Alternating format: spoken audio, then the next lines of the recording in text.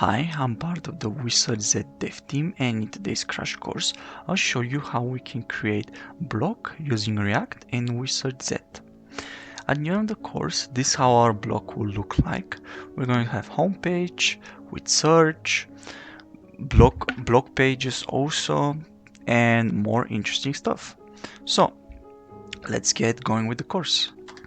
Okay, so before going to the good stuff and actually coding our block, we have to do some pretty easy preparation of steps. First, we're going to need WeSearchZ account, and later in the course I'll show you how we're going to use it for our search needs. Second, we'll need NodeJS. You can install NodeJS from nodejs.org, and after all that is done, navigate to your CMD and navigate to where you want your project to be. I'll make their block. Let's create another dir for our backend, and there like this. Okay, our package.json is created. Now create React app frontend. This will initialize our React app.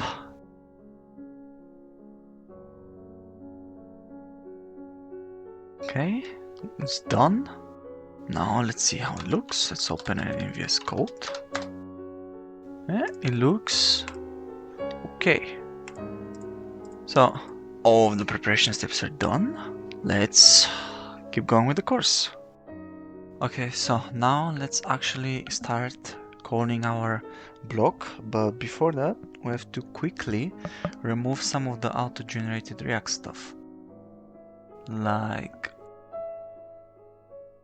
the HTML in app, these two imports, this file, this, and this, those two,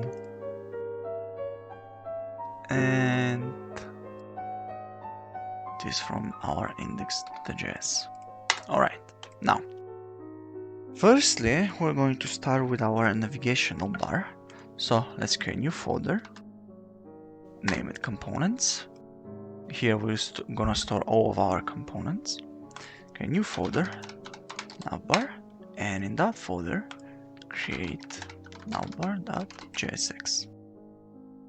Import React from React, and we're going to use a functional components, navbar, and let's quickly return some, actually all of our navbar HTML. The title will be, this will be our title block Z. You can name it whatever you want. Now let's create another one UL element with one LA tag. Inside that, another A tag with home. We're going to have only homepage in our navigational bar. Now add export default navbar. Okay, great. Now let's see how it looks. Let's import it in our app navbar like that. Okay, and now let's actually start it. If you don't know how to open a terminal in VS Code, you can open it by going to View and click on Terminal, or this shortcut. Okay, now go to our frontend and just write npm start. This should start our frontend. Okay, great. Well, this is our navbar. It's not looking good. That's because we haven't added CSS. Now let's fix that. Let's create navbar.css and let's start styling it. Now we're going to have one class navbar, and this is pretty much where most of our navbar CSS will be. Let's have place direction row, justify content. We want it to be space between contents. Some basic font size 24 pixels, and box sizing, get border box, some simple padding of 15 pixels, 60, background color of something like that, looks good, and a simple box shadow, GPA, and we want every element in our navbar to have padding 0 and margin 0. Also, for our UL element, we want the display to be flex direction to be row, and list style to be none, so we remove the bullet points. And for our A tag, all our A tags on the navbar, we want text decoration none, these are important, and color simple black. Also for the li element, like that, let's add margin auto and 60 pixels. Also, let's add a last class of navbar title for our title, and font size, say 34 pixels, and we'll use this color. Okay, now let's add these classes. But first, let's import. Okay, add the class name here, navbar title, navbar to this. Okay, let's see how it looks. Looks way better. I think we need to remove the body margin. So for that, I'll show you real quick how we are going to do that. I'm going to let's create another folder, common. All the common things over here, common.css, and just write body margin of 0, important, and in our app let's import it CSS. Okay, let's see. Yeah, looks way better. And let's quickly choose some simple font, family, sans serif, just like that. And our simple navbar is finished. Great. Alright, now let's code our homepage. First, we're going to start with the backend. Finally, we're going to write some backend. Now let's create a new folder, source. In that folder, let's create a file, app.js. Okay. For that, we have to put another terminal onto backend folder and install some libraries. First, we're going to install Express, and then we're going to install course. Okay, good. Now let's start. First, we have to require Express. Okay, also for course. Just like that. Now let's get app equals Express, like that, and use course, so we don't have cross-origin problems. Just like that. Since our homepage is going to have some blocks, let's quickly initialize them here as an just array of objects. Blocks equals, every block is going to have ID, title, so this will be first block title, just like that. And they're going to have description as my first block. They're going to have a link which is going to be empty. This will be like the link for our blog page. We're going to call that a bit later. And also text. Let's say block 1 text. So let's initialize one more. Same thing, but with different values. Call this second block, and block 2 text. Okay, great. Now let's quickly initialize one endpoint by saying app.get. This is going to be get endpoint, and let's say it's going to be app/blocks. And a function, I'm going to take request, response, this, and it's going to say simply, it's going to set the status to 200, which is okay, and we're gonna return as body as JSON our blocks. That's everything in our backend pretty much. Yeah, but I'm pretty sure we might be missing. Yeah, we have to write a script to actually start our backend. Okay, for that, let's install another library. I'm pretty sure it's called NodeMon. Now, what NodeMon does is basically restarting our server every time we make a change. This is going to be asking NodeMon source/app.js. Let's just leave this test. Okay, let's try it. pm run def. Yeah, we forgot the most important part to actually start our server. App.listen on port 8080. When it starts, let's just console.log listening on port 8080. Now let's try it again. Listening on port 8080. Great. Okay, now let's go to our front end and start our design. Go to front end, create package pages, create another home, and let's create a home.jsx file. And let's start with the stuff. As always, import React from React functional component, and let's return this simple HTML, which is going to be just div, and here are going to be our blocks.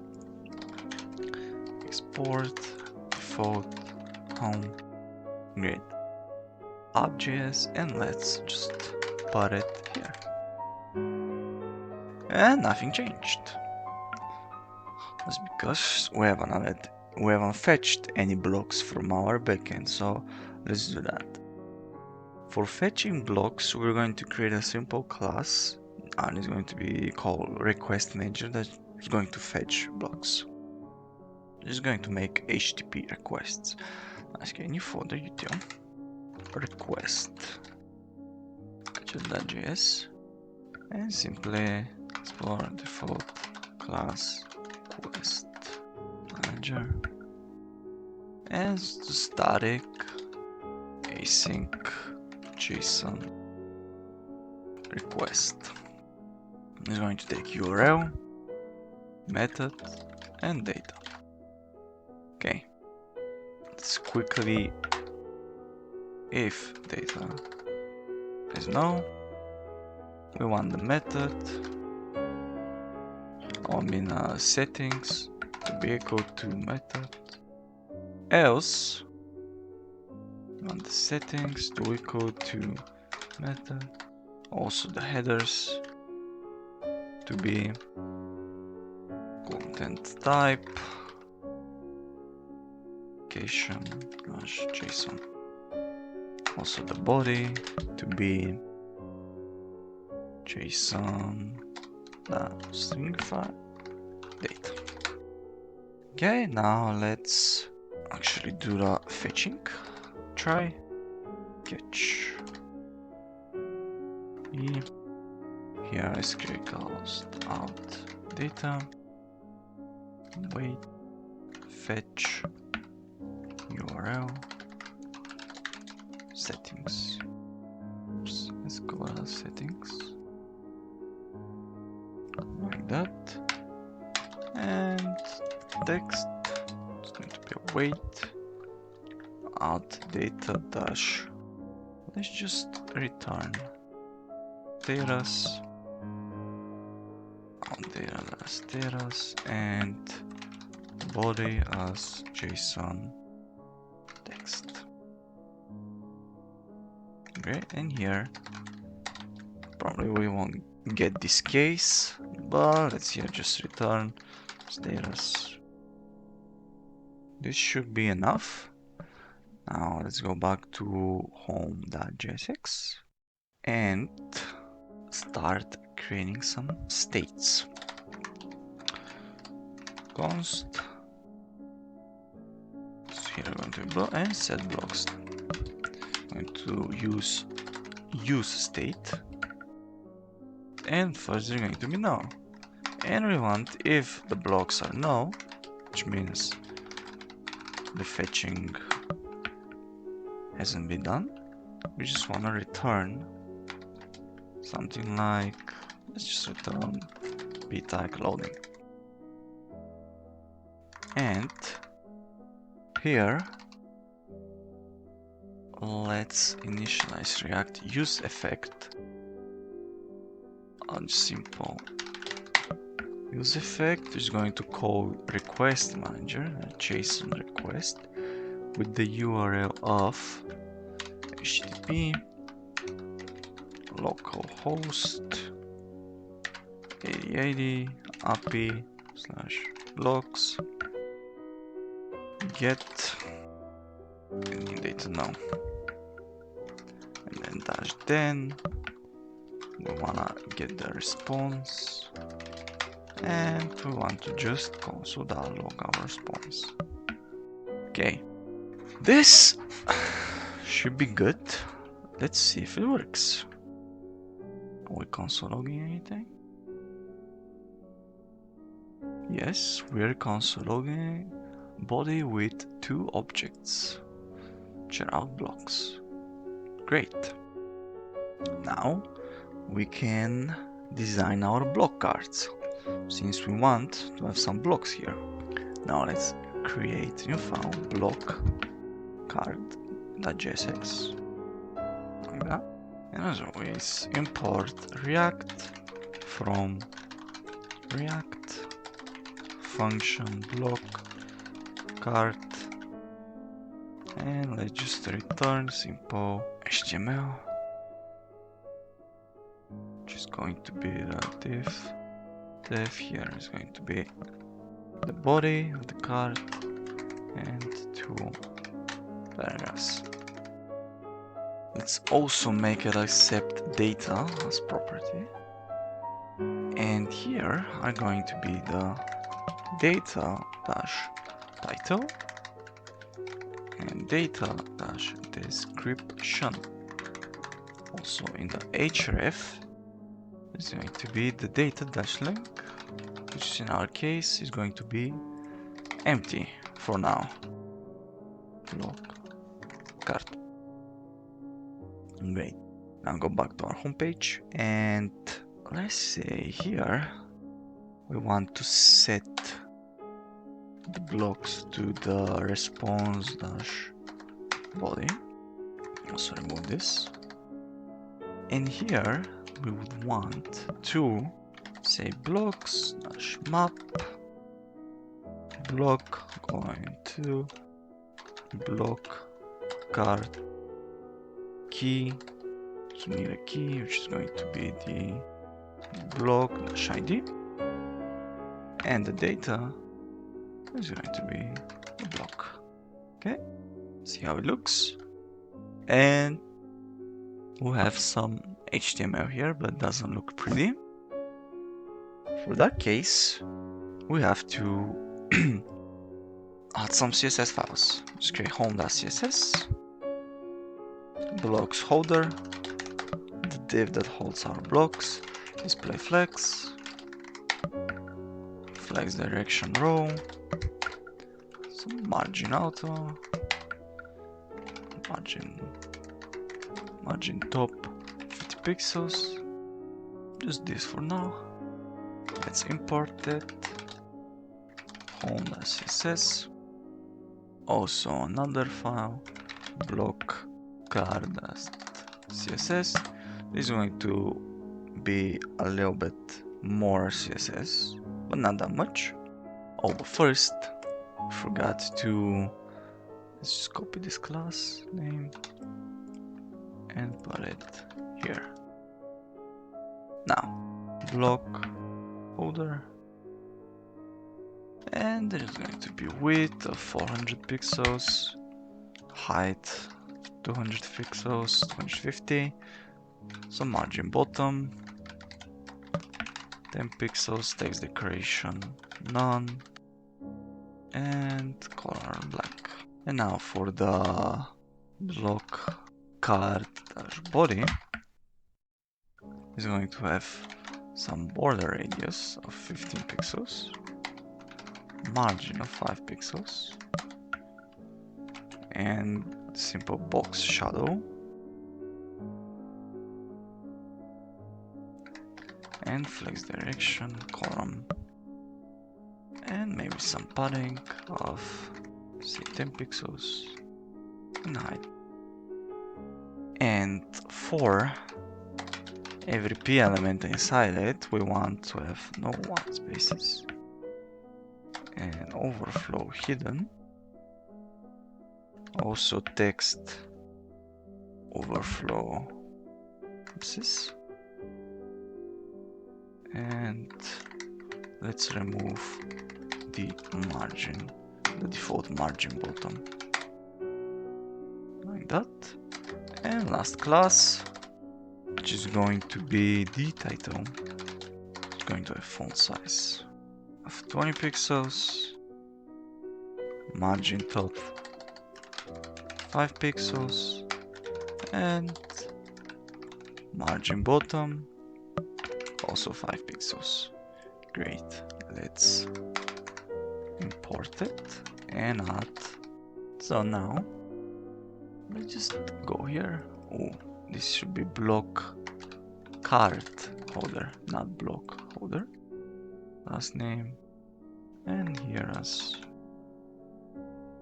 last name, just block card body. Here is going to be the block card title, and let's see how it looks. Yeah, it looks a bit better. Actually, made a mistake here. I don't think this should have height. Maybe some more padding. Yeah, looks way better. And this margin is kind of bad. Let's just say to the title margin top 0. Okay, so yeah, the problem was here we had a dot, shouldn't be none dash. Okay, we found a problem. This is how our block cards will look like. And in a bit we're just going to code our block page. It's going to be simple. Okay, so now let's code our block page. Let's start again with our backend. Let's add another endpoint. It'll be another get endpoint with API/blocks/ID. It's going to take all the questionnaires, and here we're going to extract the ID, the block ID, course request-param/ID. Okay, and the block.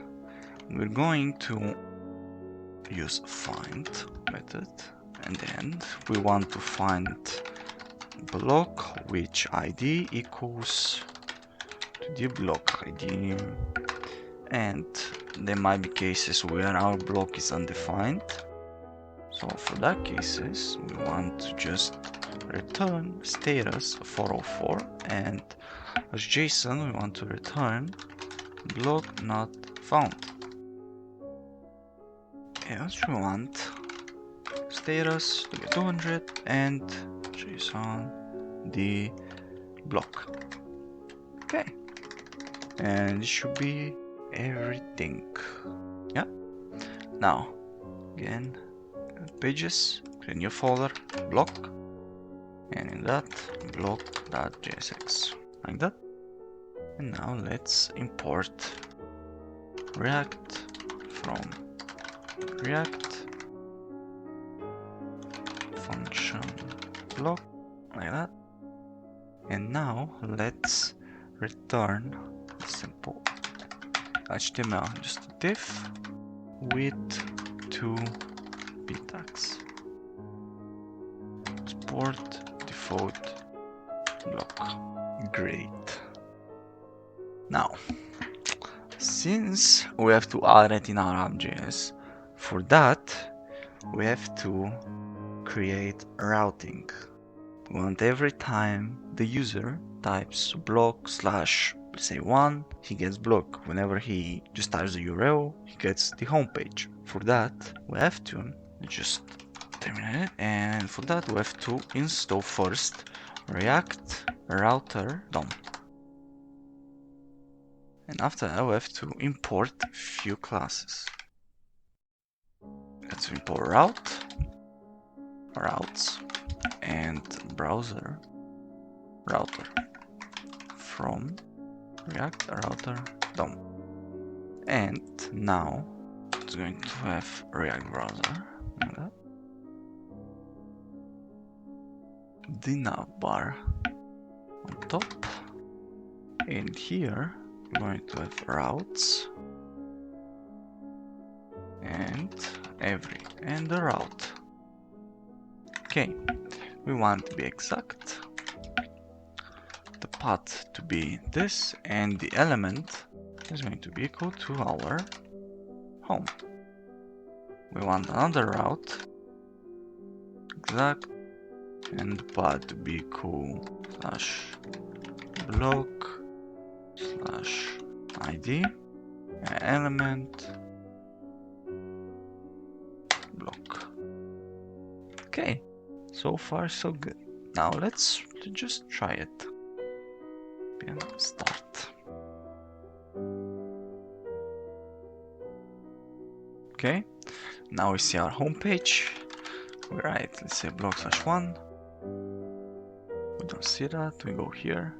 Wait, this does not have href. Nice. We have to add that. Components, navbar, href / Great. Okay, quick fix. Now let's finish the block page. For that, we again have to fetch block from our backend. So for that, let's again use state block set block equals react use state now, and then if block equals null, return simply a p tag of loading. Okay, and let's extract the params. Params equals use params, and the use effect. Oh, actually, we forgot something. The use effect has to have this, so it only fetches them once. Use effect like that. Let's make it fetch them only once. Request manager, JSON request, and HTTP localhost 8080/API/blocks, and then plus params the ID get no and -10 the response. And first we want to just console-log response. Great. API blocks. This should be good. Now let's see. Okay. This works. Now let's set block to the response _body, and we want here to just extract the block slash title and the block dash text. Let's see. First block, block 1 text. It works, but it looks ugly. So let's style it. Block.css. Let's create a class for the block title with font weight 500, text align center, font size 26 pixels, block text, text align center, font size 20 pixels, and margin top 15 pixels, also for the block content, block shadow, padding 15 pixels, and margin top 40 pixels. Great, now let's add it to the component, like that. This is going to be the block content, this is going to be the block title, and this is going to be the block text. Oh, we haven't imported it. Long.css. Great, looks good. Now there's one last thing. We said we're not going to initialize the links for the blocks, but now we have to. So let's say the first link is going to be http localhost 3000, then block/1. Same link, but with the ID 2. Now let's see. Boom. First block, boom, the second one. Then we click here, and we have an added href to that as well. This, great. We click here, we go to our home page. Click this, first block, second block, great. Routing works, blog page works, everything is looking good. Now I'll show you how we can add our blog posts in WeSearchZ in order to use the WeSearchZ search API to search between them. Now, log in into your WeSearchZ account and go to dashboard. Let's create a new project. I'll call mine blogs. Okay, click on it.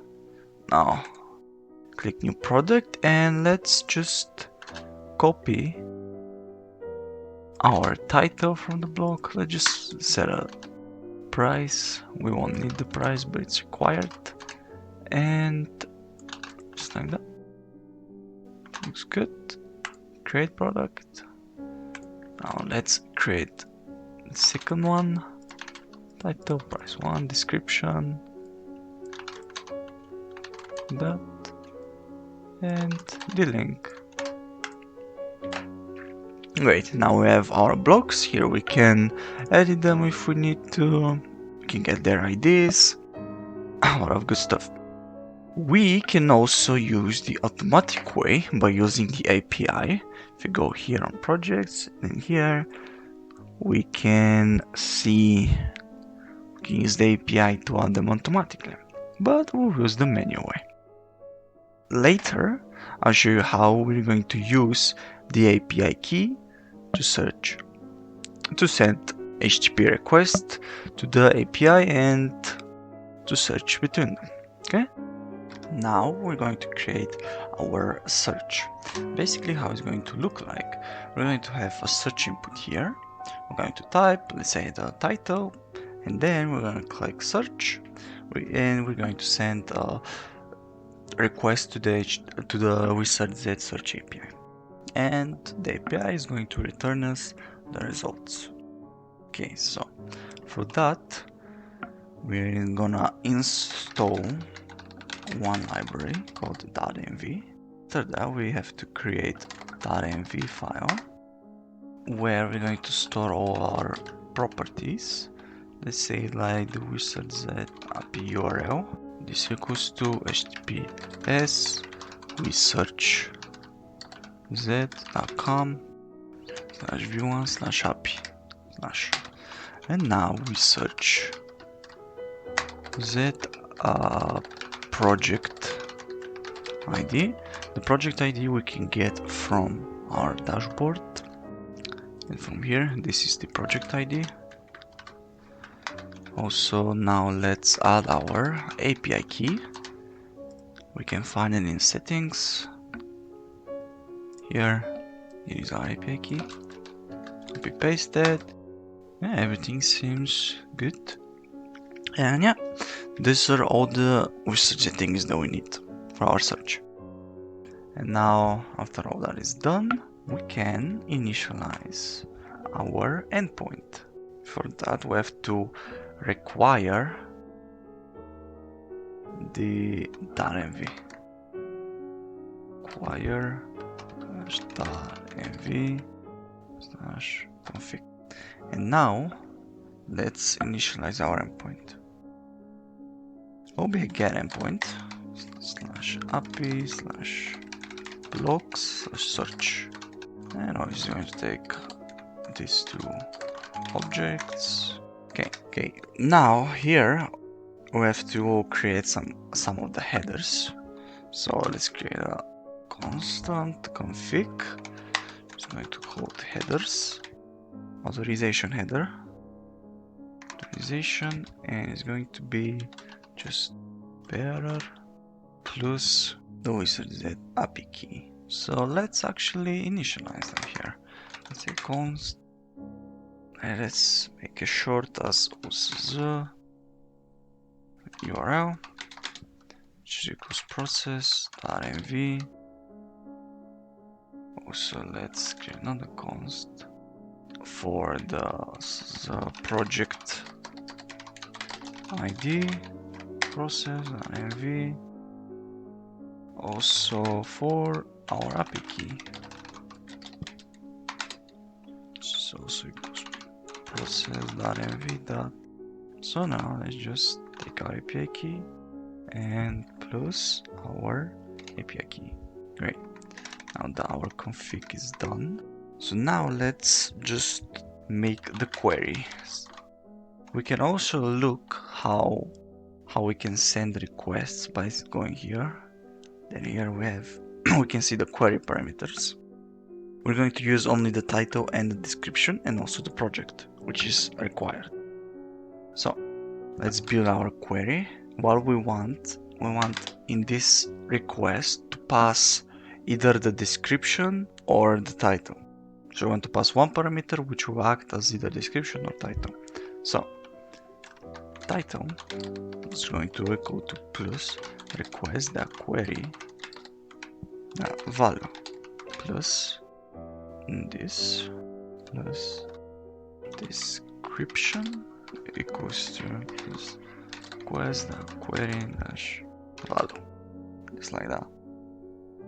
And we have to install another library. Install Axios. Great. So now let's say response equals wait. Yeah, also this has to be async. Wait Axios. Oops, we have to import that. Now let's go here and below this Axios equals require Axios, and let's say Axios dot get and the WeSearchZ URL plus search. So that's the endpoint. Also plus this and the project ID. Project ID equals to plus project ID plus listing and plus query and the config. Okay, everything should be alright.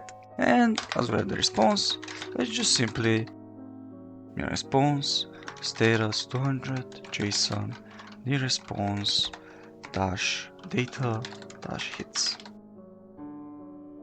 And so far so good. Okay, let's start our backend. Oops.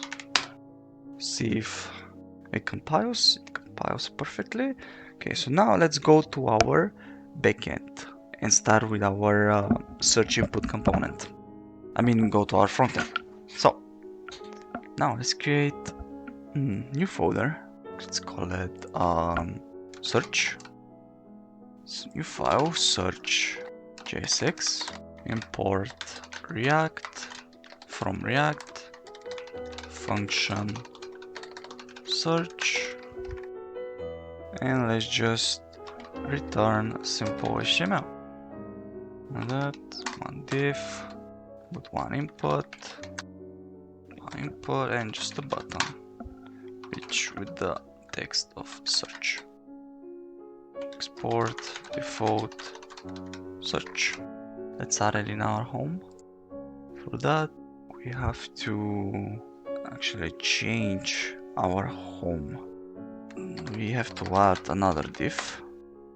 Place this here, format it a bit, and here are our search component, like that. Okay, let's see how it looks. Okay, it doesn't look pretty, but I'm gonna make it pretty. So let's go to here and create new file, search.css. In that file, let's start styling it. Search folder, which we want the display to be flex direction roam, width 50%, margin, let's say 15 pixels, auto 15 pixels, auto.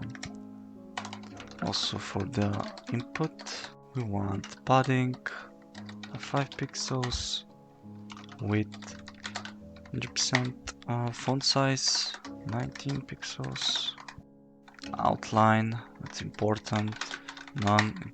Also some border width, border style, solid, border color,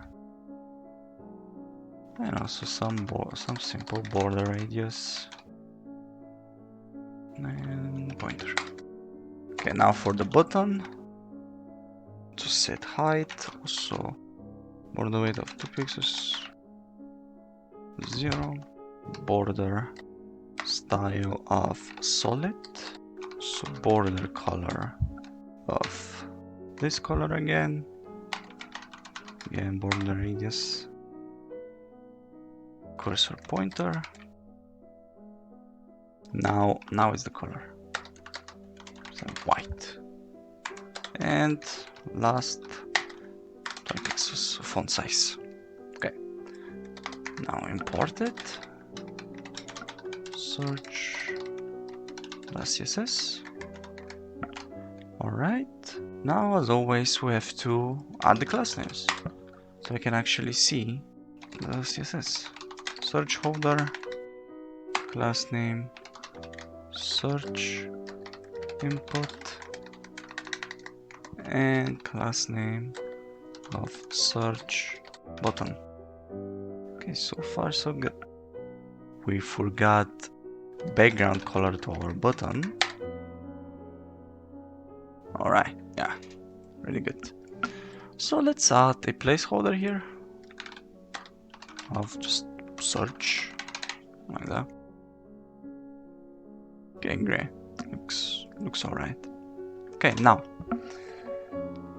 to the actual request, since you have to send requests. So we need to modify obviously the blocks by just making a request and then calling set blocks. So for that, let's create a function search, which is going to take an input.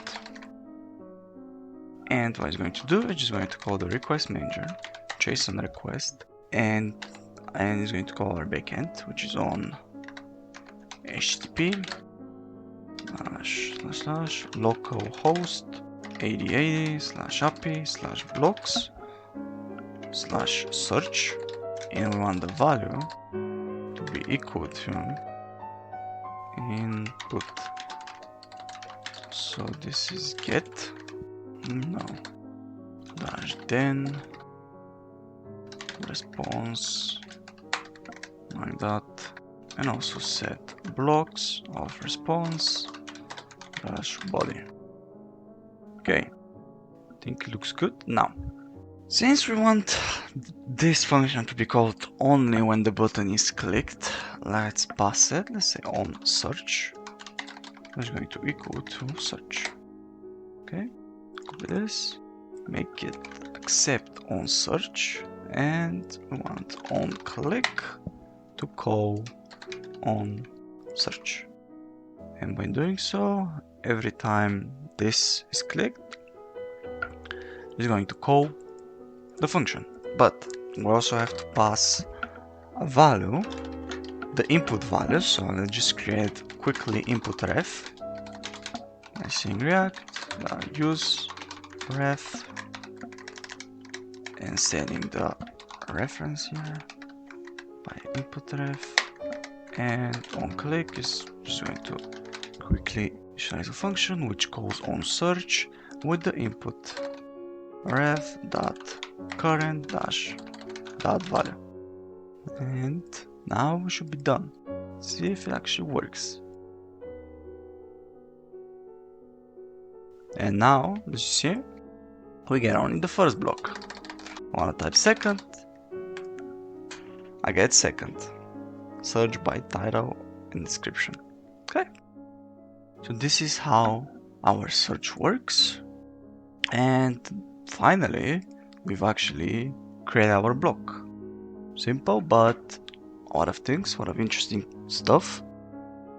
I hope you enjoyed it, and see you in the next crash course.